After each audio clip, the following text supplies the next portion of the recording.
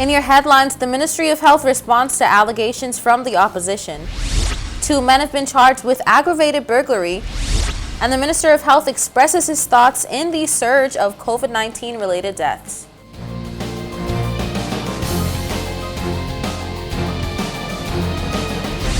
From the PTV Broadcasting Headquarters in Providenciales, your #1 source for news, I'm Erica Pinales, delivering the latest from across the country this Tuesday, January 18th, 2022, right to your door. Newswatch starts now. Honorable Jamel Robinson, Minister of Health, responded to allegations made by leaders of the opposition in their interview with Newswatch. We bring you the latest. In response to an interview conducted by Newswatch with leaders of the opposition, Honorable Jamel Robinson, Minister of Health, responds to allegations made by the opposition in defense of the current government and his team. As a person who was the actual Minister of Health, who held the role that I now hold, I'm very disappointed that he would suggest such a thing, because largely a lot of the protocols that we have in place right now are the protocols that we would have inherited. There's been literally zero change in terms of how we handle the posting of dashboard numbers, period, over the last 2 years. So essentially, we are following what he and his team would have put in place. So to now try to suggest that we might be manipulating the numbers for political reasons is disappointing, because guess what? You're the leader of the opposition and you're an authority. So to say that you're not only undermining the team that worked with you for the last year during your term through the COVID-19, you're potentially jeopardizing our credibility, not just locally, but regionally and internationally. Because if the world doesn't believe our numbers, we're through. So there's no credibility there. In the interview Newswatch conducted with the leader of the opposition, Honorable Aswood said, "Now we're in the third spike, and you would think now that we've been through the trial and error phase that you will know right away, this work, this doesn't work, this is what we have to do. If we see cases reach this level, these are the precautions that we need to put in place. These are the measures we have to take. If it reach at this level, if we've seen it in this group, if we've seen it at the schools, this is what we have to do. If we've seen more officers, this is what we have to do. So persons coming in from outside, this is what we have to do." So the playbook has been written. And you would think that it would be a quicker and better response the third time around, because all the growing pains we have been going through as a country. To which Honorable Robinson replied, "Is necessary to change the playbook and, quote, get with the times." For me, it was more disappointing than anything. I understand politics is politics, and persons who might not know what is taking place and how these things are being posted might assume, okay, well, they're trying to stop it from getting over 1,000. They're trying to stop it from getting over 800, 500, this, that, and the other. But the numbers are the numbers, because at the end of the day, we see the effect of the positives on our workforce. At one point, there was over 20% of the civil service that was in quarantine. So whether or not we, quote unquote, we report the numbers in real time as some would believe, or that we're trying to manipulate, the facts on the ground remain that we are being impacted in a negative way when it comes to the numbers. Now, the upside again is that we didn't see much of those numbers translating into hospitalizations, but it is impacting, or has impacted, our workforce in the Turks and Caicos government as well as the private sector. So essentially, I'm disappointed because they know better. In said past interview with leaders of the opposition, they believe that the current government has been omitting information from the public in terms of the accurate COVID numbers displayed on the dashboard each day. And this is what Honorable Robinson had to say about that. Well, again, that's just, unfortunately, persons playing politics with such a serious situation. The fact is, when they started COVID-19, there was no vaccines available in the world. We have a population that's over 80% vaccinated in terms of the adult population. That's a up. We also have a case where we have more movement. Also, we have a case where the likely dominant strain that we're dealing with is Omicron, which again spreads more, but it isn't as severe. So we have to rewrite the playbook, because what it was when they left office isn't the situation on the ground today. we would be foolhardy if we didn't evolve with the situation as it comes. It's always been a fluid situation. As information changes, as updates happen, we have to adjust and adjust appropriately. We can't just take the playbook.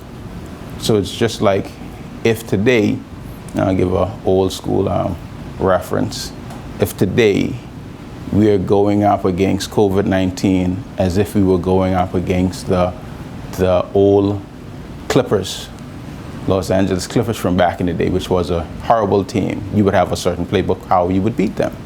But if you're going up against Michael Jordan and the Chicago Bulls from the 90s, you would have a different playbook. Honorable Robinson believes that the quote-unquote playbook must and had to be rewritten in order for the TCI to adjust to the way in which this pandemic is actively changing the world, our economy, and environment alike, and that the current administration has COVID fully under control. They are looking through the lens of total active cases as to whether or not we are doing well as a country. We are looking at whether or not there's significant hospitalizations as the key indicator, which has been relatively low throughout this current spike. Now it ticked up, so we are again looking at and revising to see where and how we can mitigate any further increases in hospitalizations, given that that is a more appropriate indicator on whether or not our healthcare system is being overwhelmed. Because essentially, would you shut the country down if this was a flu pandemic and everybody was just getting the flu and had to be sick, right? Now this isn't the flu, but we have to be able to manage and mitigate. And again, the numbers and what it's doing, we are fully abreast of what's taking place. So we are making decisions in real time with the facts that are on the ground. This isn't 2021 February anymore. This is January 2022.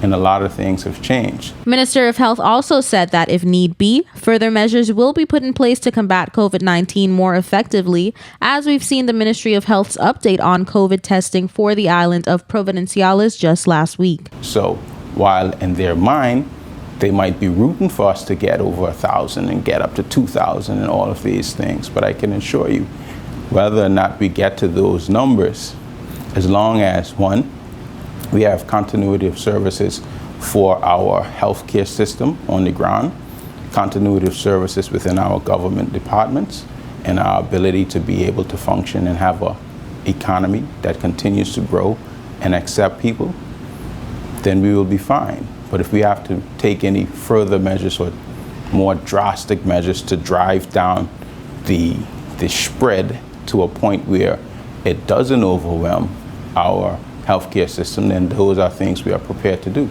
But to date, that hasn't been yet the case that we found that we needed to do those things. And again, it's a fluid situation. So we're ready to respond appropriately and see where we could foresee what is to come. So nothing that is happening is outside of what we knew would end up happening at any rate. Finally, Newswatch inquired on the topic mentioned in the previous interview with the opposition, where they highlighted that residents don't have to be tested upon entry as an issue. Here's what Honorable Jamel Robinson responded. Essentially, you're talking about what we believe to be a relatively small number in comparison. So out of the, let's say, over 50,000 arrivals in December, how many of those were actual fully vaccinated residents that did not have to take a test? Was it 50, 100? So that's a level of risk that we've agreed to accept at this point. And again, like I said, those are discussions that we do have and have had at the ministry level as well as the cabinet level, but the decision thus far is to continue with it as is. So if there is an update to be given, then that's something that we'll do at that time. It's time for a quick break. More News Watch when we return.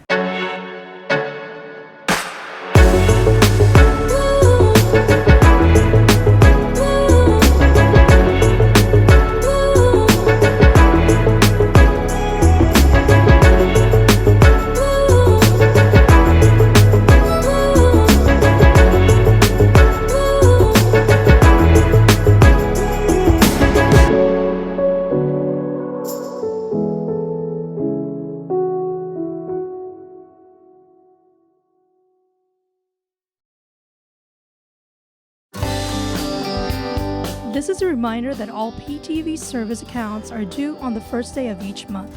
Accounts should be brought up to date by the 28th of the month to avoid disruption in service. Payments may be made on our office at Stubbs Diamond Plaza, Providenciales, Mides Plaza, North Caicos, and Airport Road in South Caicos. Payments may also be made online using Scotiabank, CIBC First Caribbean Bank, and Royal Bank of Canada. Please allow 3 business days for online payments to be processed. We thank you for your cooperation.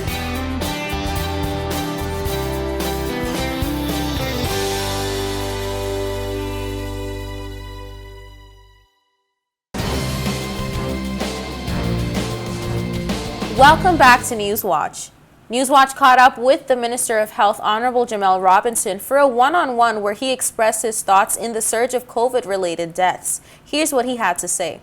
Minister of Health Honorable Jamel Robinson says the uptick in deaths over the past month is indeed very alarming, and government is working to gather more information into the spike. That's something that is very concerning to me as the Minister of Health. And again, if no other reason than that's one of the main reasons why we continue to review and revise what we're doing.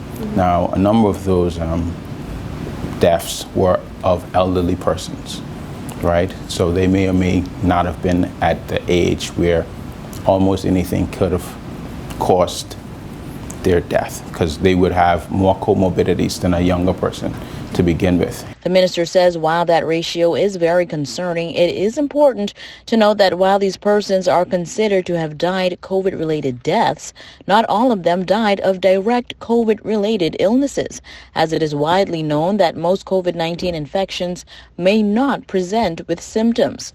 He explains. While you might go to the hospital with a broken leg, they have to screen you, and you might come up positive for COVID-19. You could have been asymptomatic to COVID-19, so you would be recorded as a COVID person inside of the hospital. And again, if anybody who passes, whether or not they would have been come to the hospital with COVID-19, specifically, once they pass, the protocol is such that they have to do a PCR testing to register whether or not this person who would have passed in the hospital is COVID-19 positive, so they would be a contributor to the death. So again, a lot of our elderly has passed, and like you mentioned, 6 in a month. By and large, the majority of those persons were elderly.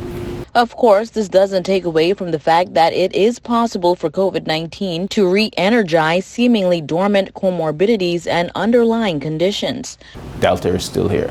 So one of the things that hopefully we'll be able to do as well as to get the samples to find out which variant that those persons that would have passed over the last month or so would have died from, because that's also important. He sent this message to the younger and healthier generation.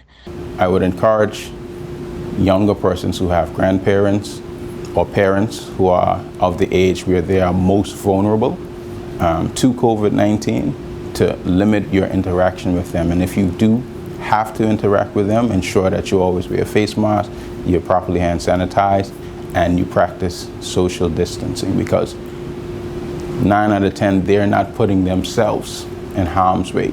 It's likely that someone brought it to their door. So that's on us. So we have to be responsible in terms of how we behave to protect not only our elderly, but protect our children. All in all, he says the vaccine still serves as an extra layer of protection against severe disease and death.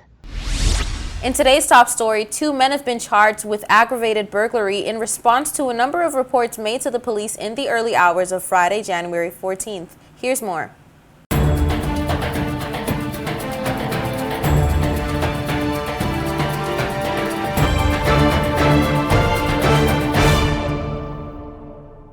In the early hours of Friday, January 14th, 2022, Newswatch is informed that the police received reports and responded to a number of aggravated burglaries. Shortly afterwards, vigilant officers on patrol carried out a stop and search of a vehicle and arrested the occupants Lorenzo Caesar, age 36, and Stevenson Morris, age 46, both of Providenciales.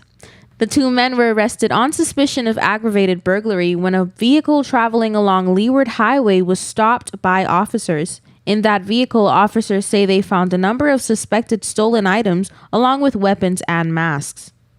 Newswatch reported yesterday that followed by reports of 3 more aggravated burglaries in Long Bay Hills, Blue Mountain, and Chalk Sound, and another at an actual robbery at First Caribbean International Bank where armed criminals demanded money from customers.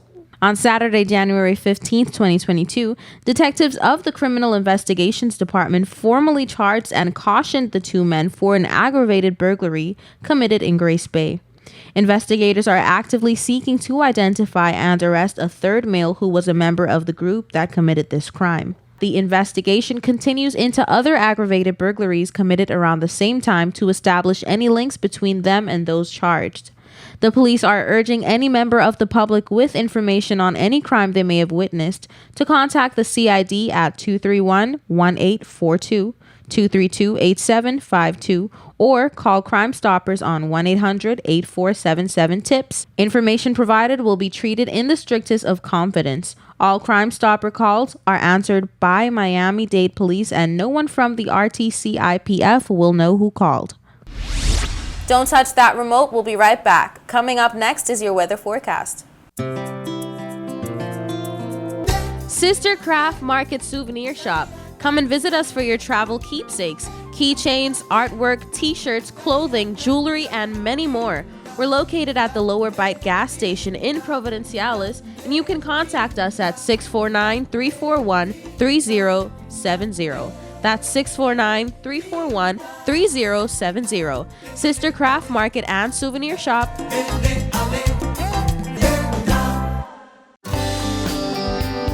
This is a reminder that all PTV service accounts are due on the first day of each month.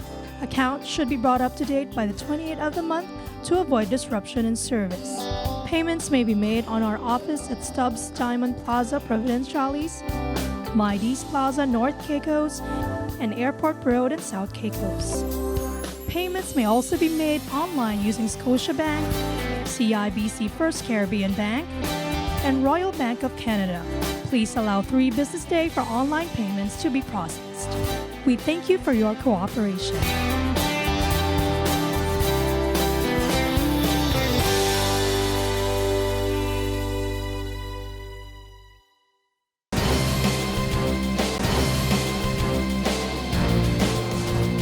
Welcome back to Newswatch. Here's the latest in your weather forecast.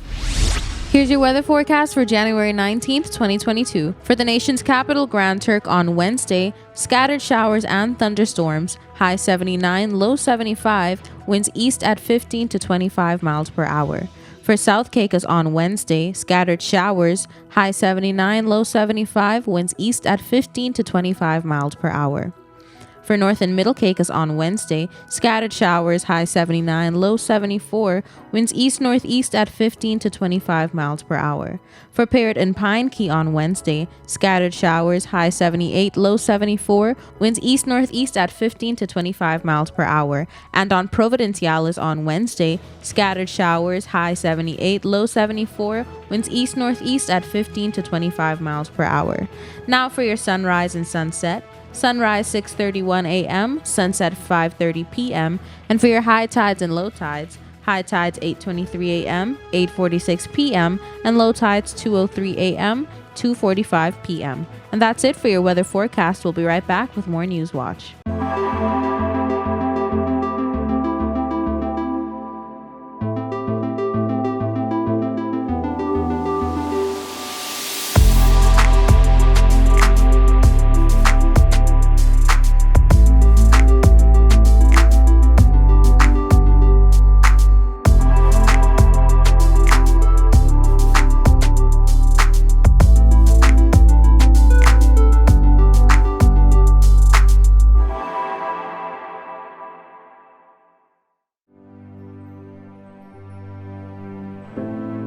Here at People's Television, we're more than just your leading news and entertainment services.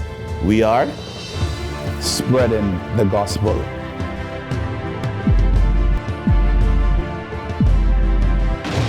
We are breaking barriers. We are preserving the culture. Each one, teach one. We are committed to excellence. We're creating change. We are creating memories. We are the future!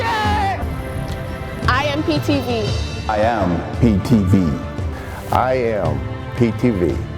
I am PTV. We are PTV. We are continuing the legacy. We are PTV.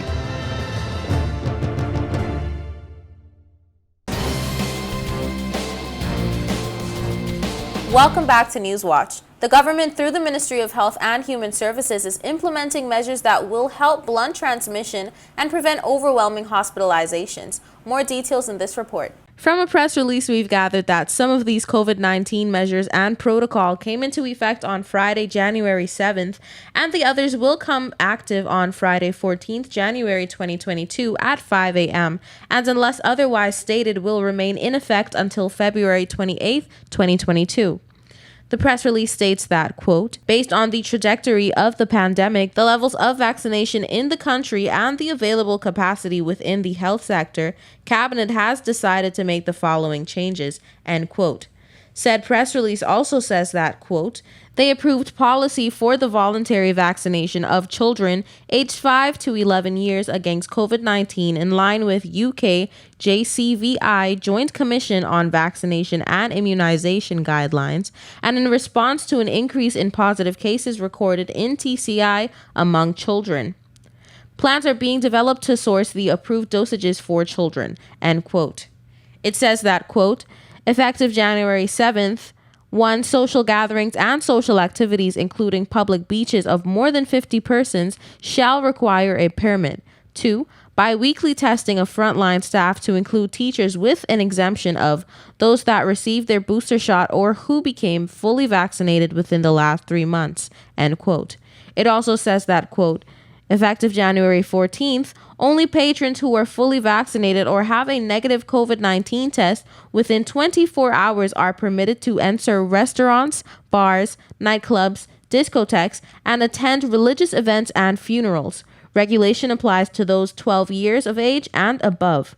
Approved amendments to the arriving passengers' health clearance, regulations with the lowering of mandatory testings to person 2 years old and above for arriving visitors and residents returning to the TCI, end quote. The press release also reads that, additionally, to avoid learners losing school time, the government has re-implemented its online learning platform. Parents are encouraged to have their children vaccinated. Meanwhile, the Deputy Governor and head of the Civil Service has advised that the Public Service Business Continuity Plan has been implemented as an option to help to slow the spread of the highly contagious Omicron variant, end quote. Finally, it says that, quote, the Ministry of Health and Human Services encourages everyone to follow all public measures and get vaccinated with your first, second, or booster shot if you have not done so already. The public is also reminded that the wearing of masks in public places is still mandatory, and failure to wear a mask when required remains a criminal offense, end quote.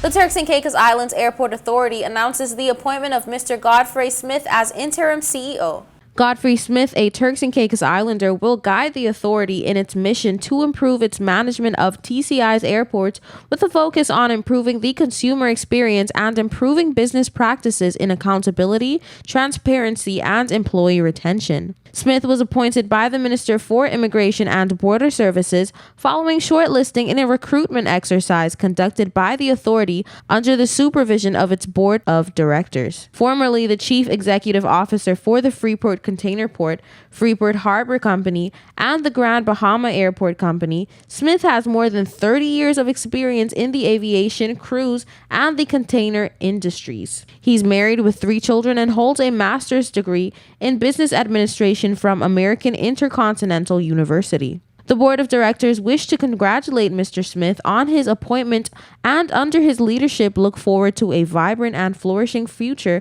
for the TCIAA. The board also wishes to thank Mr. Floyd Ingham, who served as acting CEO since June 30th, 2020, to December 31st, 2021. Mr. Ingham remains an invaluable partner in building a better and stronger authority. Mr. Ingham returns to his post as Deputy CEO Operations for the authority. Mr. Devereaux Malcolm will join the authority as of February 1st, 2022 as its newly hired Deputy CEO Admin, while Mr. Devon Fulford will join at the same time as Terminal Manager for the authority. The authority is currently undergoing an expansive restructuring and recruitment exercise. That brings us to the end of this edition of The Real News. I hate to leave you so soon, but of course, you can join us right back here every weekday at 6:30 p.m. and tap into our social media platforms at www.ptv8tci.com. I'm Erica Penales, keeping you informed, updated, and affiliated until next time.